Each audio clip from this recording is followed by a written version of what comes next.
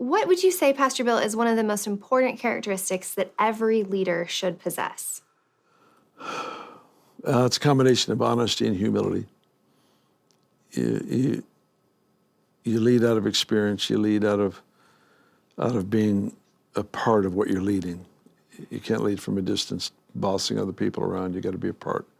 Got to be a part of the process, and live with the realization that you're made of the same stuff of everybody that you're leading, and just keep that tenderness. My focus is not so much telling people what to do. It's creating an atmosphere in which they get to do what they were designed to do. And so that's my unique bent in leadership. But that's what I like to do. Absolutely. Yeah. What would you say that you do personally to keep growing as a leader? You've been leading in this environment and elsewhere for so many years. What do you do even still to develop your leadership? Oh, goodness. I don't ever think about developing my leadership. I try to follow him well. And that, I think, has an effect on how you lead. I always want to strengthen that. I do keep connected to people that are a lot smarter than I am, and a lot more, have more years and doing what they do. And somehow being in that environment of some of these champions always seems to draft, it pulls you up a little higher. So that's something I do pretty deliberately.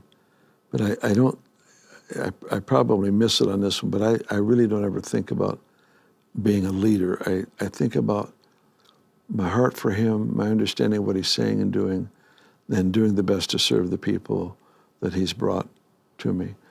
Because my effect as a leader has to be seen in their ability to thrive in life.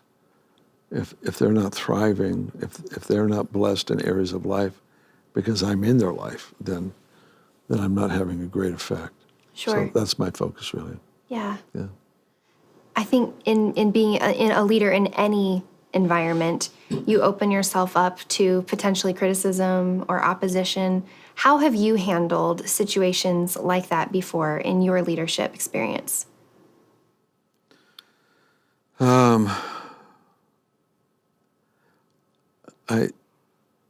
It depends. If I just made a decision, I'm not sure if it's the Lord or not, I just made a decision, that's being criticized, then I'm going to reevaluate the decision. Depends on who it's coming from. If it's from a trustworthy person, a friend, I'm going to reevaluate the decision.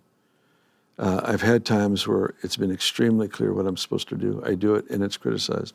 It doesn't matter to me because I did what I was supposed to do. Now I have to make sure, let's say it's between you and me, then I have to make sure that my response to you is one of honor and respect and that I can hear you. If it's the slap of a friend, so to speak, then I'm going to receive that and listen. But if I've heard from the Lord and I'm the one responsible for the decision, it's not up for negotiation. But the relationship is important enough to me that I'll listen.